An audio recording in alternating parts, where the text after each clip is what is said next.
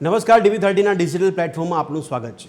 દેશમાં 5 રાજ્યોની વિધાનસભાની ચૂંટણીનો ધમધમાટ ચાલુ છે ને એવામાં ચૂંટણી પ્રચારમાં નેતાઓ વ્યસ્ત છે। ભલે પ્રજા ત્રસ્ત હોય પણ છતાં પણ નેતાઓ દ્વારા જે પ્રચાર કરવામાં આવે છે તેમાં વિવાદિત નિવેદનો કરવામાં આવે છે અને ફરી એકવાર વધુ એક વિવાદિત નિવેદન સામે આવ્યું છે, જેમાં મલ્લિકાર્જુન ખડગે ચર્ચામાં છે।